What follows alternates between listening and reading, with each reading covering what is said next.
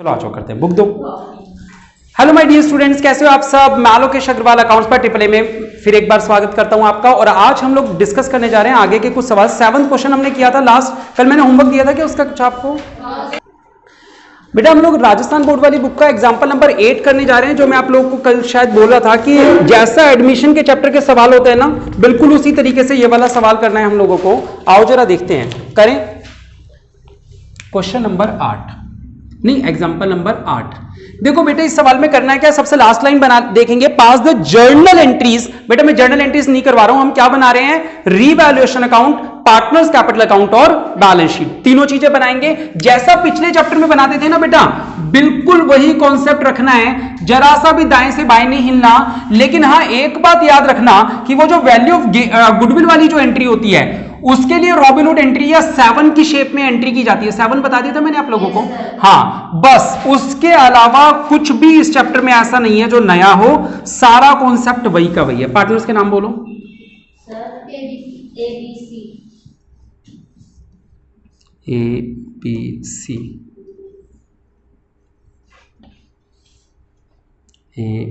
सी और balance sheet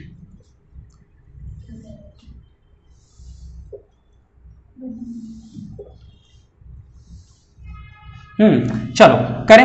देखो बेटा सबसे पहले तो ओपनिंग बैलेंस लिख देना चाहिए, जो उस चैप्टर में करते थे ना वही कॉन्सेप्ट। मैंने कहा छेड़ो ही मत बिल्कुल भी, जरा सा भी। तो सबसे पहले बाय बैलेंस बीडी लिख दो 45। अरे फिर गलत बोला, हाँ एबीसी सही था। 45 45 और 30। बेटा इसमें तीसरे बंदे की भी कैपिटल आ रही है, क्यों सर, वो था एडमिशन का चैप्टर, ये है रिटायरमेंट का, तो ऑब्वियसली 3 तो पहले से होंगे ही, इनमें से एक कोई छोड़ के जाएगा। अब पहली लाइन पढ़ो, क्या लिखा था, एबीसी पार्टनर है 2:1 में, यहां लिख दूं ए बी सी किस रेशो में है 2:1, ये इनका ओल्ड रेशो था। फिर क्या लिखा हुआ है, देयर बैलेंस शीट, नीचे लिखा हुआ है बी रिटायर्स, बी जा रहा है बेटा तो साइड में लिख देता हूं 2 बेटा 5 वाला बंदा, ठीक है। आगे क्या लिखा हुआ है, the goodwill of the firm will be valued eight 24,000। बेटा इसका क्या ट्रीटमेंट होना चाहिए, working note number 1, value of goodwill पूरे फर्म की है, कितने रुपए की 24,000।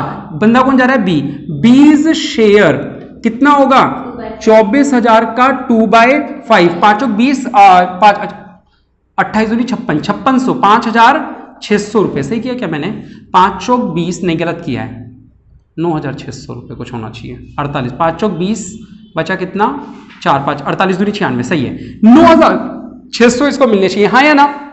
ये किस किस से लेगा 9,600, सर ए से और सी से, किस रेशो में, गेनिंग रेशो। क्या सवाल में न्यू रेशो है क्या, कहीं नीचे तक देख लो, एक बार नजर डाल दो, नहीं है ना। तो अगर न्यू रेशो नहीं दे रखा तो गेनिंग रेशो क्या हो जाएगा 2:1, यानी 2:1 में छीन लो, 3 से काटा 3200 और 3 से काटा 6400, हाँ या ना।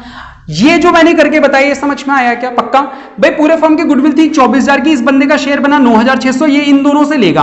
अब लेगा कैसे, 7 की शेप में डालनी है इसको, यानी ए और सी यहां लिख दो 6,400 और 3,200, बी में ऐसे लिख दो 6,400 और 3,200। बस यही इस चैप्टर के अंदर अलग पॉइंट है, बाय ए बाय सी, वर्किंग नोट नंबर 1। बाकी कुछ भी नहीं है बेटा, यहां क्या लिखेंगे 2C, हाँ sorry 2B, working note number 1। अब जो मैं करने वाला हूं सारा वही है जो पिछले चैप्टर में पढ़ा हुआ है, ठीक है। करें कहां गया, second point, furniture plant and machinery to be depreciated by 10% और 5%। पहले फर्नीचर को 10% कर दो, कितना था फर्नीचर 10,000, तो फर्नीचर यहां लिख देंगे कितना 10,000, कितना कम करूं 10%, यानी कि 1,000, यहां आ जाएगा कितना 9,000। आ रहा है सबको समझ में। नुकसान होता है तो डेबिट में लिखते हैं बेटा, जिनको नहीं पता हो अभी भी सीख सकते हैं। फर्नीचर कितने का नुकसान हुआ 1,000, प्लांट एंड मशीनरी पहले कितने की थी, कितना परसेंट करना है कम, बस 5 ही है, 4 5 2,000, तो 2,000 रुपए कम कर दो, कितना आ गया। इस 2,000 का सेकेंड इफेक्ट क्या होगा, यहां आ जाएगा टू प्लांट एंड मशीनरी, कितना 2,000। चलो नेक्स्ट बोलो, प्रोविजन फॉर डाउटफुल डेब्ट is to be increased to 1,500। देखो बेटा जिनको अभी भी ये पॉइंट नहीं आता एक बार रिलैक्स होकर सुन लो आराम से, प्रोविजन फॉर डाउटफुल डेब्ट कैसे करते हैं। पहले तो डेटर लिख लो, कितने के डेटर थे 20,000। अच्छा इसमें वैसे भी प्रोविजन है ना, दूसरी तरफ दे रखा है डेटर्स, कितना है 20, तो अपन लाइबिलिटी में ही लिखेंगे। बेटा हमेशा क्या किया करो, सुनना मेरी बात, चाहे लाइबिलिटी में हो चाहे यहां पे हो, बात एक ही है। बात एक ही है, कहीं पे भी हो, जो वैल्यू बाहर दे रखी हो ना, बिना सोचे समझे आराम से सीधी की सीधी वही चिपका दिया करो। बाहर अगर परसेंटेज में हो तो कैलकुलेट करके लिख दिया करो, बाहर अगर वैल्यू दे रखी है तो वो डाल देना। अब उन्होंने क्या बोला, उन्होंने बोला is to be increase to 1500, यानी इसको कहां तक बढ़ा दो, 1500 बोला, तो हम यहां 1500 लिख दें। अगर ये बाई चांस यहां भी होता तो मैं कितना लिख देता, 1500 लिख देता। जो भी वैल्यू बाहर दे रखी है वो वैल्यू हम यहां पे बैलेंस शीट में डाल देते हैं। प्रोविजन के पॉइंट में क्या करते हैं, जो भी वैल्यू बाहर दे रखी है क्या करते हैं, उसको उठा के सीधा बैलेंस शीट में डाल देते हैं। फिर एक सेकंड का पॉज लेते हैं, रिलैक्स, और सोचते हैं कि क्या पुराना प्रोविजन था क्या बैलेंस शीट में, और था तो कितना था। यानी लिखने से पहले मत सोचना, यहां लिखते समय तो सीधा वही वैल्यू लिख देना जो बाहर दे रखी है, लिखने के बाद फिर आराम से सोचना यार पुराना प्रोविजन कितना था। ढूंढते हैं, सर 1000 रुपए का था। अब सोचो प्रोविजन में एक लायबिलिटी होती है, हाँ या ना, 1000 रुपए का प्रोविजन कितना दिख रहा है, 500, 1500, यानी 500 रुपए का नुकसान हो गया, यहां डालेंगे। बाई चांस ये कम हो गया होता तो फायदा हो जाता। तो मैंने स्टेप क्या सिखाया, जो भी बाहर वैल्यू दे रखी है सीधा वो यहां लिख दो, चाहे यहां हो चाहे यहां हो। फिर एक सेकंड का पॉज लो और सोचो मन में कि यार पुरानी वैल्यू कितनी थी, 1000, नई कितनी है, 1500, नई वाली बढ़ गई यानी कि नुकसान हुआ, अगर नई वाली कम हो जाती तो फायदा हो जाता। आ रहा है समझ में, मैं पूछूंगा बाद में किसी पॉइंट पे आने पे। चलो अगला पॉइंट करो। नेक्स्ट पॉइंट क्या है, fourth, stock and building are to be appreciate. यार स्टॉक की वैल्यू बताना, एप्रिशिएट का मतलब होता है वैल्यू बढ़ा दो। तो 30,000 का 20% कितना, 6,000, कितना आ जाएगा, 36,000।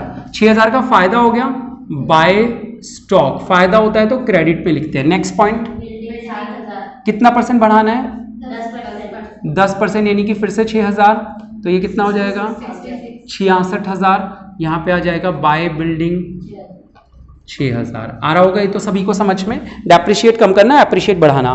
Out of the amount of insurance premium which was debited annually to P&L account, 1500 be carried forward for unexpired insurance. Sir इतनी लंबी इंग्लिश की हिंदी क्या हुई, ये तो बड़ा खतरनाक सा पॉइंट आ गया। सिंपल सी बात बोल रहे हैं, कह रहे हैं हमने जो इंश्योरेंस की प्रीमियम की पेमेंट करी थी ना, उसमें से 1500 रुपए अनएक्सपायर्ड है। अनएक्सपायर्ड का मतलब जानते हो, जिसका टाइम अभी खत्म नहीं हुआ। एक्सपायर्ड का मीनिंग क्या होता है, टाइम खत्म हो गया। अनएक्सपायर्ड का मतलब जिसका टाइम खत्म नहीं हुआ, यानी जो आगे भी काम आएगा। और एक ऐसा खर्चा जो आगे काम आएगा उसे प्रीपेड इंश्योरेंस बोलते हैं, नहीं बोलते।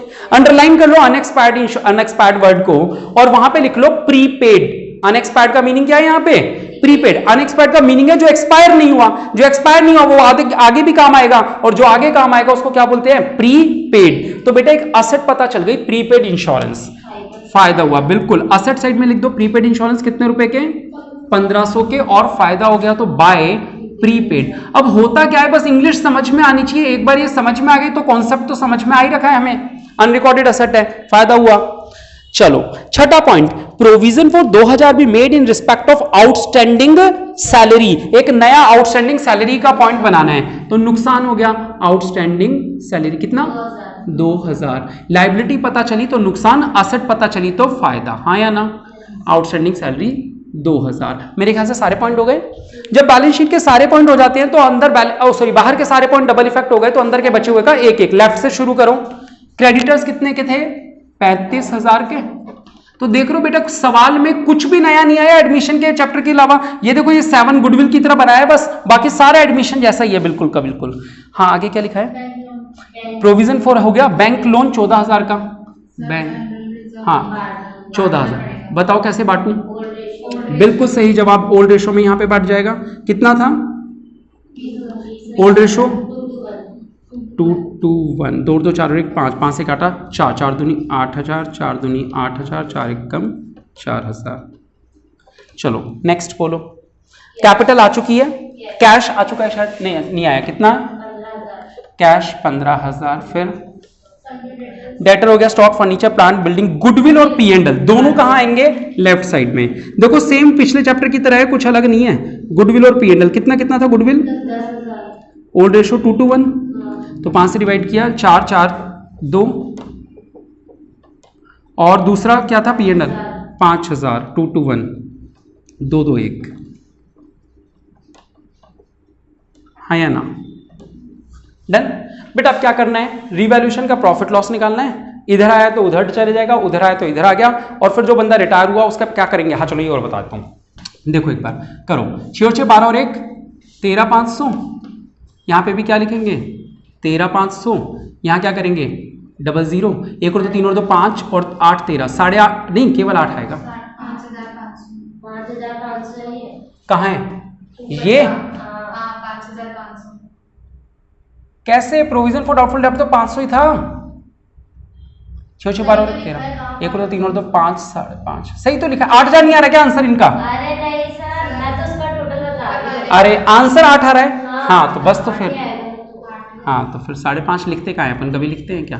पार्टनर्स कैपिटल अकाउंट लेफ्ट वाला कहाँ जाएगा, राइट में बाय रीवैल्यूएशन। कितने रुपए था 8,000 को ओल्ड रेशो में, 2 2 4 और 1 5 5 से डिवाइड किया 16, 16 दूनी 32, 16 दूनी 32, 16 एकम 16। ठीक है, अब इसका जो करना है, मैं लास्ट क्यों मैंने करवाया, मैं सोच रहा था आप लोगों को करके देने के लिए कि भाई क्लोजिंग बैलेंस ये करना। इस चैप्टर में क्या करते हैं, जो बंदा रिटायर हो रहा होता है पहले उसका बैलेंस निकालते हैं। कौन रिटायर हो रहा था बेटा, बी रिटायर हो रहा था, बी हो रहा था। 4 और 2 6 और 2 8, 5 और 6 11 और 3 14 और 8 22 और 3 25, हाथ से लगी 2 और 4 6, 65,800 यहां भी लिखेंगे 65,800। और ध्यान से यहां मत लिखना ऊपर, 6,000 कम किया तो आ गया 59,800। एक बार चेक कर लो, ये जो बैलेंसिंग फिगर आएगी, बाकी लोगों की तो लिखते हैं टू बैलेंस सीडी, लेकिन इस चैप्टर में जब कोई बंदा रिटायर होता है तो उसके नाम क्या आगे लिखते हैं, टू बीज लोन। क्या लिखते हैं, टू बीज लोन। ये इंपॉर्टेंट बात है, हाँ या ना, याद रहेगी। जो बंदा रिटायर होता है उसके सामने टू बैलेंस सीडी नहीं लिखते, क्या लिखते हैं, बीज लोन, क्योंकि वो बंदा रिटायर हो रहा है, उसका पैसा कहां ट्रांसफर कर देंगे, लोन में। अब ये बैलेंस शीट में कहां जाएगा, यहां पे। अच्छा देखो, बीज लोन पहले से भी पड़ा था, कितने का, 14,000 का पहले से था, 59,800 रुपए और जोड़ दोगे। ये बात समझ में आई? तो यहां कितना आ जाएगा, 4 9 13 1 1 2 5 7, 73,800 रुपए नई बैलेंस शीट में आ जाएगा। अगर ये पहले से नहीं होता तो 59,800 आ जाता लाइबिलिटी में। ठीक है, अच्छा ये बैंक लोन था क्या, मैंने बीज लोन पढ़ लिया, सॉरी, फिर ये 14,000 ही है, मैंने वो शॉर्टकट में लिख दिया था ना।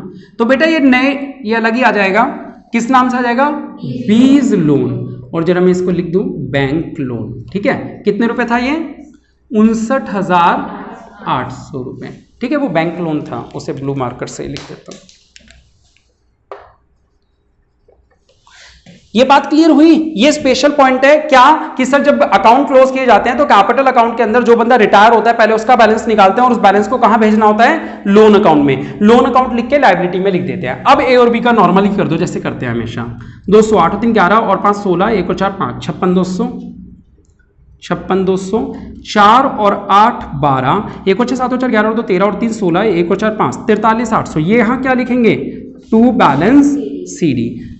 3 और 4 7 और 1 नहीं 30 था ना वो, 35,600, 35,600, ये 3,200, 2,000, 3 और 2 5 और 1 6 कम किया, नहीं 2 और 4 6, 3 और 2 5 और 1 6 और 9 15, 1 और 2 3, 29,400। ये यहाँ कैपिटल आ जाएगी किस किस की, ए की और सी की, 43,800 रुपए और 29,400 कर दे टोटल। चलो दुआ करो, 5 5 और 8 13 और 8 21 और 4 25, हाथ से लगी 2 2 और 1 3 और 2 5 और 5 10 और 4 14 और 9 23 और 3 26 और 9 35, हाथ से लगी 3 और 3 6 और 1 7 और 5 12 और 4 16 और 2 18। करो, यहाँ कितना हो गया, 500, 9 और 8 17, 17 और 6 23 और 6 23 और 1 24 और 6 30 और 5 35, हाथ से लगी 3 और 1 4 और 6 10 और 3 13 और 2 15 और 3 18। दुआ कबूल हुई। ठीक है, तो आपने देखा बेटा, जैसा मैं आप लोगों से पहले बोल रहा था कि इस चैप्टर के अंदर केवल गुडविल का पॉइंट हमने नया सीखा है, बाकी इसके अलावा कुछ भी। हाँ, एक ये क्लोजिंग बैलेंस जो है, तो एक तो ये बात थी जो आप लोगों को सीखनी थी, ये वाली बात है ना, बस ये 7 बनाना है अपन को, दिख गया, क्लियर है। अब एक काम करते हैं, अगला सवाल भी इसी तरह का है, क्योंकि हमने पिछले चैप्टर की अच्छी खासी प्रैक्टिस कर रखी है, तो हम डिस्कस कर लेते हैं, घर पे कर लेना उसको, एक एक पॉइंट डिस्कस कर लेते हैं। अनसोल्ड करोगे, चलो अनसोल्ड देता हूं, फिर पहले होमवर्क मार्क करो, फिर आ जाओ। हाँ बोलो, क्या दोबारा पूछो शुरू से, क्या दे रखे हैं, बीज लोन कहाँ दे रखा था, सवाल में नहीं लिखा था बीज लोन, बी टोटल क्या था, क्यों,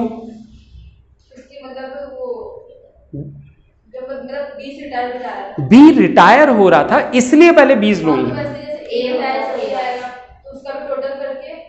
जो रिटायर होगा उसका सबसे पहले टोटल करना है और उसके बैलेंस को उसके अकाउंट के लोन में डालना है। ए रिटायर होगा तो 2 A's लोन आ जाएगा, सी रिटायर होगा तो 2 C's लोन आ जाएगा, जो रिटायर होगा उसके रिटायर्स लोन। यहां पे 20 लोन है, वहां यहां मान लो ए होता तो यहां एज लोन आ जाता, यहां लाइबिलिटी में एज लोन आ जाता। ये क्लोजिंग बैलेंस गई ना कैपिटल, जैसे ये 2 कैपिटल गई यहां पे, तो बस कैपिटल की बजाय एक नया शब्द आ गया, क्या? लोन अकाउंट, इसीलिए रेड कलर से लिखा है।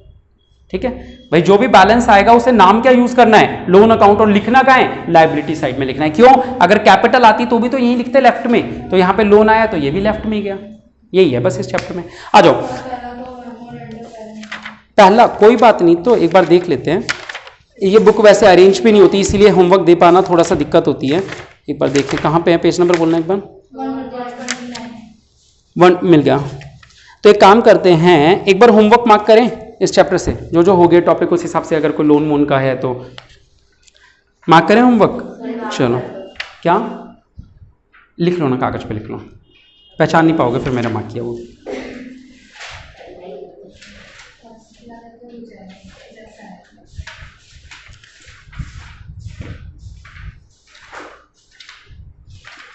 हाँ, पहला क्वेश्चन क्या है बेटा? पहले क्वेश्चन में लिखा है to prepare revaluation account capital balance sheet. हाँ, तो बताना इसमें मेमोरेंडम का क्या है बेटा? कहाँ पे? एक सेकंड, इफ है ना वो, तो ऑल्सो लगाया ना, ऑल्सो, तो ऑल्सो का मतलब हो गया 2 सवाल सॉल्व करने हैं, एक बार नॉर्मल और एक बार मेमोरेंडम। पहला क्वेश्चन मिल गया सभी को? पहले क्वेश्चन में लास्ट लाइन पढ़ो, क्या लिखा है? Also solve. ऑल्सो सॉल्व को अंडरलाइन कर लो, यानी ये पहला क्वेश्चन एक क्वेश्चन नहीं है, 2 क्वेश्चन है, जैसे पिछले चैप्टर में था। नहीं मिला बेटा अभी तक? ऑल्सो सॉल्व मिल गया, ऑल्सो सॉल्व, लास्ट लाइन, सबसे लास्ट लाइन सवाल की, ऑल्सो सॉल्व, आंसर से जस्ट ऊपर, आंसर से जस्ट ऊपर ऑल्सो सॉल्व को अंडरलाइन कर लो, यानी ये सवाल एक बार सॉल्व नहीं करना, 2 बार सॉल्व करना है। तो ये जो ऑल्सो सॉल्व है यहां से छोड़ दो, यानी इससे मत पढ़ो, इससे पहले जितना भी सवाल है नॉर्मल सवाल है। यानी you are required to prepare, दिख गया ऊपर वाले में, you are required to prepare revaluation account, capital account and the balance sheet. ये एक बिल्कुल नॉर्मल सवाल है, जैसा अपन ने बोर्ड पे किया है ना, बिल्कुल ऐसा ही है। तो ऑल्सो सॉल्व को इग्नोर कर दो और ऊपर वाला कर लेना। एक बार पॉइंट डिस्कस कर लें ताकि घर पे कोई दिक्कत ना आप लोगों को। वैल्यू ये देख लेना, चाहे तो वीडियो देख लेना, दिक्कत आए तो। क्या लिखा हुआ है? XYZ 3 पार्टनर थे, Y रिटायर हो गया। पहली बात तो जो ऊपर रेशो दे रखा है वो लिखा है 1/2, 1/3, 1/6। आपको पता है जब इस तरीके से रेशो दे रखा हो तो सबसे पहले इनका डिनोमिनेटर इक्वल कर लेना चाहिए। ये रेशो रियल में है 3:1। आप चाहो तो बुक में लिख सकते हो कि रियल में रेशो क्या है 3:1। कैसे बनाइए पता है? सबका डिनोमिनेटर 6 कर दिया, तो इसका 6 कैसे होगा जब 3 से मल्टीप्लाई करेंगे, इसका 6 कैसे होगा जब 2 से मल्टीप्लाई, और ये ऑलरेडी 6 है। तो यार ओल्ड रेशो अगर पूछे तो कितना है 3:1। ऊपर लिख लो, मार्क कर लो। अब नीचे के पॉइंट्स पढ़ लो एक एक करके, सुनो। Goodwill of the firm be valued at 9,000 and it is not to be shown in the books of the firm. ये लाइन काम की नहीं है, not to be shown in the books of the firm. मुद्दा ये है कि firm की वैल्यू 9,000 है, जो बंदा जा रहा होगा वाई, उसका शेयर था 1/3, तो 1/3 निकालेंगे 3,000, वो बाकियों से गेनिंग रेशो में कर दोगे। सेम पॉइंट है, सेम बेटा सेम है, 1/3 का हो या 2/6 का हो, एक ही बात होती है। डन, क्लियर है? सेम पॉइंट है जो मैंने अभी बोर्ड पे करवाया। Second point B, machinery would भी डेप्रिशिएट करनी है और मोटर वैन डेप्रिशिएट करनी है। इस सवाल में भी 2 चीजें डेप्रिशिएट की थी। फिर स्टॉक एप्रिशिएट करना और बिल्डिंग एप्रिशिएट करना है। इस सवाल में भी 2 चीजें एप्रिशिएट की थी। डेप्रिशिएट का मतलब कम करना, एप्रिशिएट का मतलब बढ़ाना। इस सवाल में भी 2 चीजें कम करी थी और 2 चीजें बढ़ाई थी, बिल्कुल वही है। फिर द प्रोविजन फॉर डाउटफुल डेब्ट विल बी इंक्रीज्ड बाय 975। अब यहां वो गलती मत कर देना जो मैंने अभी बोली थी। कह रहे प्रोविजन फॉर डाउटफुल डेब्ट को इंक्रीज करना है 975 से, वहां था 2, वहां पे लिखा था इंक्रीज टू 1500। 2 का मतलब होता है 1500 तक बढ़ाना है, और बाय का मतलब होता है से, यानी 975 से बढ़ाना है। अब क्या करेंगे सुन लो, इस सवाल में प्रोविजन कितने का है? 250 का है ना। तो जब नया प्रोविजन लिखोगे तो कितना लिखोगे? प्रोविजन 250 में 975 बढ़ा दोगे तो कितना लिख दोगे? 1225 रुपए। कितना लिखोगे? 1225। आप चाहे तो हिंट के लिए लिख लो साइड में, 250 के साइड में 1225। ठीक है, समझ में यही आएगा ना? 975 जोड़ेंगे तो 975, 5 और 7 12, 1 और 10 और 2 12। हाँ, तो नया कितना हो जाएगा? 1225, और 1225 हो गया, यानी नुकसान कितने का हुआ? 975 का। रीवैल्यूएशन में कितने रुपए आएंगे? 975। आ रहा है समझ या नहीं आ रहा? ठीक है, चाहे तो वीडियो देख लेना बाद में दोबारा। उसके बाद क्या लिखा है, liability for workman compensation to the extent of 825 would be created. बेटा पहले से वर्कमैन कंपनसेशन कुछ नहीं था, एक नई लाइबिलिटी पता चली, नुकसान हुआ, यहां लाइबिलिटी में लिख दोगे लाइबिलिटी फॉर वर्कमैन कंपनसेशन 825 और रिवैल्यूएशन के डेबिट साइड में आ जाएगा लाइबिलिटी फॉर वर्कमैन कंपनसेशन 825, क्योंकि नई लाइबिलिटी पता चलती है तो नुकसान होता है, डेबिट में डाल दिया। आ रहा है समझ में विशाखा? क्लियर है, चलो ठीक है। Next point, it was agreed that x and Z would share future profits in the ratio 3:2। कोई बात नहीं बेटा, सवाल में ओल्ड रेशो था और न्यू रेशो भी है, तो गेनिंग निकाल लोगे। जब ये गुडविल बांटोगे ना तो पहले गेनिंग निकाल लेना, कहीं सीधा ही बांट दो 3:1 में नहीं, पहले गुडविल बांटने के लिए गेनिंग रेशो चाहिए होता है। गेनिंग कैसे निकलता है, न्यू माइनस ओल्ड करो तो निकल जाएगा, कर लोगे तो न्यू रेशो हाईलाइट कर लो, नीचे दे रखा है, कहीं फर्स्ट स्टेप करते समय जल्दीबाजी में फर्स्ट स्टेप कर दो। रॉबिनहुड एंट्री होती है बेटा, ये जो अपन ने किया है ना 7, ये 7 रियल में रॉबिनहुड ही होता है। जब इसकी एंट्री बनाओगे तो ये बनेगा A debit C debit to B, ये रहा A debit C debit to B, ठीक है। लेकिन बनाने की जरूरत नहीं, आप तो 7 की शेप में डाल देना, डन। तो सबसे पहला काम क्या करोगे, इसमें गेनिंग रेशो कैलकुलेट करोगे। सबसे पहला काम क्या करोगे, गेनिंग रेशो हाईलाइट कर लो 3:2 को, तो एक्स और जेड का 3:2 है, मैं कैलकुलेट करके बताऊंगा कितना आएगा। ओल्ड न्यू माइनस ओल्ड लगाऊं, old minus new, new minus old लिखूं, चलो उल्टा वाला लिख देते हैं। एक्स और जेड का एक कितना था, 3/6 और 1/6, यही था। न्यू कितना है, न्यू कितना है बेटा, 3:2 है, तो 3/5 2/5। ओल्ड कितना है, 3/6 और 1/6, करो 6 पंजे 30, 6 तिया 18, 5 तिया 15, 3/30, 6 पंजे 30, 6 दूनी 12, 5 एकम 5, 7/30। तो गेनिंग रेशो क्या है, 3:7 है। तो यहां पे मैं लिख देता हूं एक और हिंट कि गेनिंग रेशो क्या है, 3:7। तो जब गुडविल की एंट्री करोगे तो 3:7 में बांटना उस पैसे को, ठीक है। 3,000 रुपए को किस में बांटोगे, 3:7 में। हो जाएगा अब ये सवाल। अब तो सवाल में कुछ नहीं, बैलेंस शीट के अंदर के आइटम देख लो एक बार। रिजर्व फंड है, क्या करोगे उसका, रिजर्व फंड का पार्टनर्स में बांट दोगे रिजर्व फंड को, ठीक है। हो जाएगा पहला क्वेश्चन होमवर्क में पक्का। चलो सेकंड क्वेश्चन देखो, क्यों नहीं होगा बेटा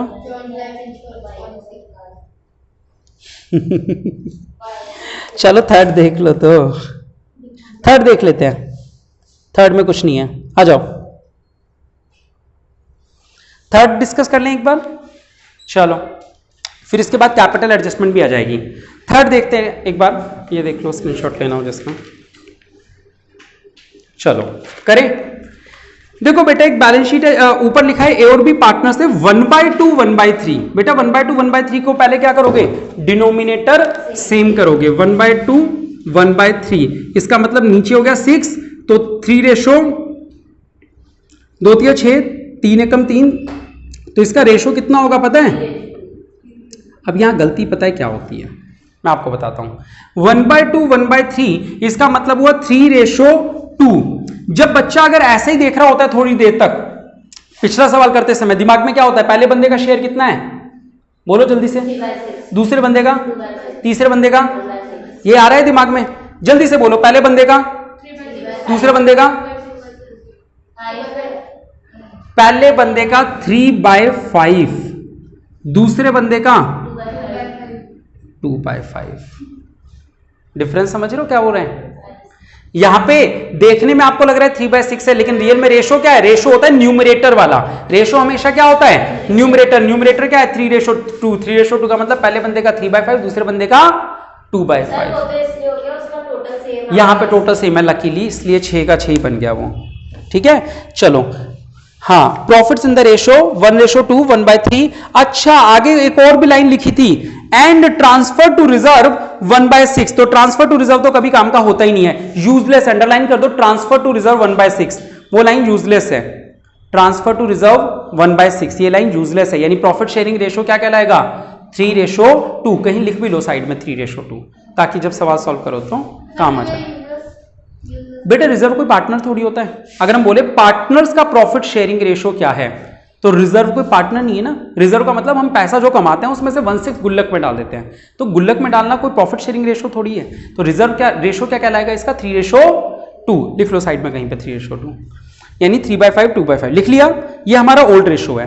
अब बैलेंस शीट से बाहर नीचे चलते हैं। बी रिटायर्स, बेटा बी रिटायर हो रहा है 1 अप्रैल को। The terms were as follows, goodwill पूरे फर्म की 50,000 है, सेम स्टेप लगा लेना यही वाला, और गेनिंग रेशो में बांट देना। पहले देखें न्यू रेशो तो नहीं है सवाल में कहीं पे, नीचे तक चेक कर लो, नहीं है तो गेनिंग रेशो क्या हो जाएगा। अच्छा सुनो, दो ही तो पार्टनर थे, अगर बी रिटायर हो रहा है तो सारी की सारी गुडविल जो भी है इसका शेयर निकलेगा। मान लो पूरी फर्म की 50,000 थी, इस बंदे का कितना है 2/5 यानी 20,000, ये पूरे के पूरे 20,000 किसको मिलेंगे, ए को, ए देगा सॉरी, है ना। तो यानी ए के डेबिट में 20,000, बी के क्रेडिट में 20,000। आ रहा है समझ। गेनिंग रेशो वर्ड तब होता है जब दो या ज्यादा लोग सैक्रिफाइस गेन कर रहे हो। यहां तो अकेला ही बंदा है, बी के जाने से सारा फायदा किसको होना है, ए को। तो यहां केवल सारा का सारा पैसा ए, यानी कि 20,000 यहां आ जाएगा। 20 क्यों बोल रहा हूं, पूरे फर्म के 50,000 हैं, इस बंदे का शेयर है 2/5, तो 2/5 कितना हो जाएगा 20,000। 20,000 रुपए यहां ए में आ जाएंगे और यहां पे बी में आ जाएंगे। डन। वीडियो देख के कर लेना चाहे तो, चालू है ना वीडियो, चालू है। चलो आगे, आगे लिखा है value of patents is to be increased by 3,000, बस इतने पे ही, बट के बाद अलग। बेटा पेटेंट था बैलेंस शीट में 90,000 का, 3,000 यहां प्लांट पढ़ लिया मैंने, पेटेंट 4,400 का था, क्या करना है 3,000 से बढ़ाना है, तो 3,000 प्लस कर देना और 3,000 रिवैल्यूएशन के क्रेडिट में लिख देना, फायदा हो गया। आ रहा है। Next, plant was found over valued, कौन बताएगा ये मुझे, विशाखा बताएगी। Plant was found over valued bye 15,000, क्या करेंगे विशाखा। 15,000 बढ़ा देंगे। हाँ क्या नाम है, का श्रुति का 15,000 ओवर वैल्यूड। बेटा ओवर वैल्यूड एक स्पेशल पॉइंट होता है जिसमें हमें माइनस करना होता है। ओवर वैल्यूड में घटाते हैं और अंडर वैल्यूड में बढ़ाते हैं, तो 15,000 क्या करेंगे इसमें कम करेंगे। बिल्कुल सही जवाब बेटा, 15,000 यहां माइनस कर देना, रिवैल्यूएशन के डेबिट में डाल देना, भूल जाओ तो वीडियो देख लेना। प्रोविजन फॉर डाउटफुल डेब्ट शुड बी 5% ऑन डेटर्स, बस इतने पे रुक जाओ। डेटर्स कितने के थे 20,000। अब मेरी बात सुनो, जैसा मैंने आप लोगों को पहले बताया, यहां लिख रहा हूं नीचे, है ना, डेटर्स लिख दो पहले तो 20,000। उन्होंने बोला प्रोविजन फॉर डाउटफुल डेब्ट कितना होना चाहिए 5%, बेधड़क लिख दो कितना 5%, 1,000। अब एक सेकंड का पॉज ले लो, 1,000 लिखने में तो जोर नहीं आया ना, 20,000 का 5% निकाल के लिख दिया। अब एक सेकंड का पॉज लो और ये सोचो, क्या पुरानी बैलेंस शीट में प्रोविजन था, कितने का था 400 का, अब कितना दिख रहा है 1,000 का, यानी रीवैल्यूएशन के डेबिट में 600 रुपए आ जाएंगे प्रोविजन फॉर बैड डेब्ट्स। हाँ या ना, समझ में आया तरीका। ये अभी 19,000 मैंने बाहर नहीं लिखा, पता है क्यों, अभी पॉइंट बाकी है, इस पे पढ़ो। आगे लिखा हुआ है provision for discount should also be made on debtors and creditor. Creditor से बताता हूं, पहले डेटर पे कर देते हैं 3%, कह रहे 3% डिस्काउंट भी देना है प्रोविजन। तो अब इस 19,000 पे कैलकुलेट करोगे प्रोविजन फॉर डिस्काउंट कितना परसेंट 3%, 19 दिया 57 है ना, तो 570 रुपए यहां माइनस करोगे। ये इसका मीनिंग क्या है कि हम 3% डिस्काउंट भी देने की उम्मीद कर रहे हैं, तो 3% डिस्काउंट 20,000 पे दोगे, 19,000 पे 19,000 पे 3% दोगे, हमारे लिए फायदा या नुकसान है, नुकसान है। प्रोविजन फॉर डिस्काउंट कितने रुपए 570। अब ये वैल्यू बाहर आ जाएगी 18,430 रुपए। बताओ समझ में आ रहा है। ये मैं इसकी फोटो भेज दूंगा बाद में, देख लेना। ये एग्जांपल नंबर, क्वेश्चन नंबर कौन सा है ये 3 का हिंट है यहाँ पे, है ना, ये जो सारी बातें कर रहा हूं मैं। डन। लेकिन इसी पॉइंट में एक और बात लिखी थी कि क्रेडिटर्स पे भी डिस्काउंट का प्रोविजन बनाना है 3%। क्रेडिटर्स कितने के थे 10,000 के क्रेडिटर्स थे, तो बेटा यहां पे लिख दोगे क्रेडिटर्स कितने के 10,000 माइनस प्रोविजन फॉर डिस्काउंट 3%, कितना 300 बेटा, तो यहां आ जाएगा 9,700। और ये 300 हमारे लिए फायदा है by provision for discount from creditors, कितने रुपए 300। ये यहां पे मैंने हिंट लिख दिया है, 300 यहां माइनस होगा और यहां पे हमारे लिए फायदा है क्योंकि क्रेडिटर से 300 का डिस्काउंट, यानी हमें कम पैसे चुकाने पड़ेंगे। चलो अगला पॉइंट, ये पूछना है किसी को, आ गया समझ में, पक्का। पूनम हाँ बोलो बोलो बोलो। वहां छूट रहा है तो यहाँ की तो वीडियो देख सकते हो, वहां की वीडियो नहीं देख सकती ना। चलो वरना पूरा सुन जाओ, ये सवाल खत्म ही होने वाला है वैसे। Out of the insurance which was entirely debited to P&L account 870 be carried forward unexpired, कौन बताएगा Vishakha. 870 be carried for unexpired insurance, Poonam और विशाखा। बिल्कुल सही, अनएक्सपायर्ड का मीनिंग क्या होता है प्रीपेड। अब इसका ट्रीटमेंट क्या होगा पूनम बताएगी। डेबिट साइड किसमें, बैलेंस शीट में डेबिट साइड होती है क्या, यही गलती करते हो पता है हमेशा, जब दोस्त को बताते हो इसका मतलब उसको और वीक कर रहे हो, सीखने का मौका ही नहीं दे रहे हो उसको। हाँ असेट में। और सेकंड इफेक्ट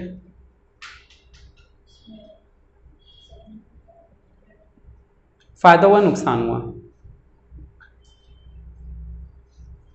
सवाल को पढ़ने से कुछ पता नहीं चलता, अगर हमें ये पता है कि सवाल में क्या लिखा है। सवाल में क्या पता चला कि प्रीपेड इंश्योरेंस है, असेट है, पता चली तो फायदा हुआ नुकसान हुआ? किस तरफ लिखेंगे फायदा? ये तो बैलेंस शीट है ना, फायदा कहाँ आता है? इस तरफ। नेक्स्ट पॉइंट, प्रीपेड इंश्योरेंस के बाद क्या है? नहीं दिख रहा मुझे। हाँ इंश्योरेंस का तो समझ में आ गया, एक बार असेट में एक बार रिवैल्यूएशन के क्रेडिट में। फिर क्या लिखा है? Investments were revalued eight 16,000। बेटा इन्वेस्टमेंट चेक करो कितने की थी, 20 वाली चीज 16 की हो गई, यानी कि 4,000 रुपए का नुकसान। यहां पे 16,000 लिख दोगे यानी कि 20 - 4 और यहां 4,000 डेबिट में डाल दोगे, ठीक है। नेक्स्ट देखो, हाँ अच्छा पूरा नहीं हुआ अभी। Half of these investments were taken over by B. मैं यहां बता देता हूं, इन्वेस्टमेंट पहले कितने की थी? 20,000 की। अब 4,000 कम कर दूं तो कितना हो जाएगा? 16,000 हो जाएगा। अब यहां 4,000, पहले 4,000 का सेकंड इफेक्ट डाल दूं, नुकसान हो गया टू इन्वेस्टमेंट 4,000, हाँ या ना। अब ये 16,000 का आधा बी ले गया तो माइनस कर दूं 8,000, और इसका सेकंड इफेक्ट क्या होगा? बिल्कुल सही, बी के डेबिट में लिख देना टू इन्वेस्टमेंट कितने रुपए? 8,000, ठीक है, क्योंकि पार्टनर ले जाएगा तो उसकी कैपिटल कम हो जाएगी। नेक्स्ट पॉइंट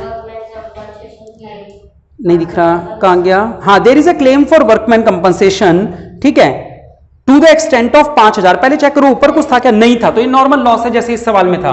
वर्कमैन नहीं, इसमें नहीं था। टू वर्कमैन कंपनसेशन क्लेम कितना था? 5,000। एक बार यहां आ जाएगा टू वर्कमैन कंपनसेशन क्लेम 5,000, और एक बार यहां लाइबिलिटी में आ जाएगा वर्कमैन कंपनसेशन क्लेम कितने रुपए?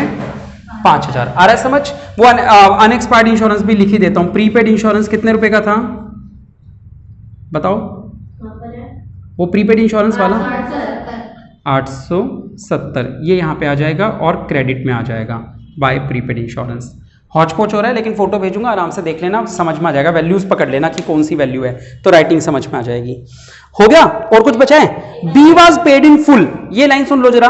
B was paid in full का मतलब बी का जो अकाउंट में बैलेंस आता है ना, या मैं कहां ट्रांसफर करवाता हूं इसको? लोन में। लेकिन इस बार उन्होंने बोला है B was paid in full, यानी कि इसकी फुल पेमेंट कर दो, तो लिखेंगे टू कैश या बैंक, जो भी सवाल में है। क्या लिख देंगे? टू बैंक लिख देंगे, और वो वैल्यू बैंक में से क्या हो जाएगी? माइनस हो जाएगी, क्योंकि पेमेंट कर दी तो वैल्यू माइनस हो जाएगी। इसमें लिखा है B was paid in full, यानी बी का जो बैलेंस आएगा वो लोन में ट्रांसफर नहीं करना, क्या लिखना है? टू बैंक लिखना है। टू कैश या बैंक जो भी सवाल में है, ठीक है, और फिर कैश में से माइनस करेंगे। पढ़ रहे हैं अभी, पढ़ रहे हैं आगे। आगे क्या लिखा हुआ है? कह रहे हैं सवाल में लिखा हुआ है, कौन सा था लास्ट? कह रहे हैं A borrowed the necessary money from the bank on the security of plant. ये सिक्योरिटी वर्ड फालतू है, security of plant and stock to be pay of.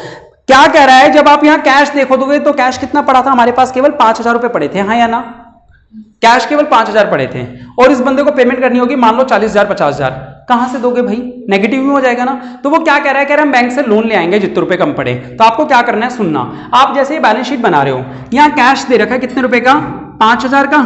उसमें से मान लो 50,000 पेमेंट कर रहा हूं, तो मान लो 50,000 पेमेंट करी, तो ये तो क्या हो गया? 5 - 50 नेगेटिव का 45,000 हो गया। नेगेटिव वैल्यू कभी एसेट साइड में आ सकती है क्या? यहां पे 45,000। तो आपको क्या करना है, ये 45,000 यहां से मिटा के, ये जो आंसर आया है, जो भी वैल्यू आई है, एक बार तो लिख देना कैश 5 - 50 यानी कि 45 मान लो। नेगेटिव 45 यहां आ नहीं सकती, तो इसको यहां से मिटा के यहां लिख देना बैंक लोन 45,000 रुपए। लास्ट लाइन का मीनिंग है कि बी को पैसे देने के लिए जो जरूरत पड़ी, वो बंदा क्या किया? बैंक के पास गया और बैंक से लोन ले आया। तो ये जो कैश का नेगेटिव बैलेंस हो जाएगा, नेगेटिव कभी असेट साइड में शो नहीं हो सकता ना, तो क्या करेंगे? उसको यहां से मिटा के, यानी नेगेटिव वैल्यू नहीं डालेंगे, जितनी भी वैल्यू नेगेटिव यहां दिख रही है, मान लो 45,000 दिख रही है, तो वो बैंक लोन के नाम से आ जाएगी लाइबिलिटी साइड।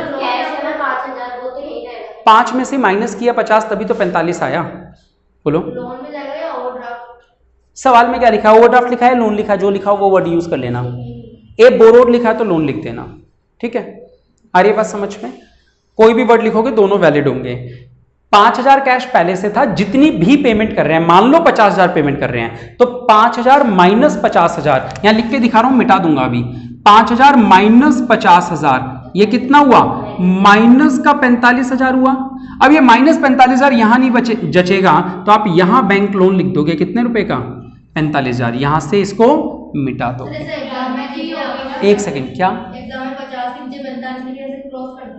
हाँ ठीक है, क्लियर है, चलो हो गया ये सवाल भी पूरा।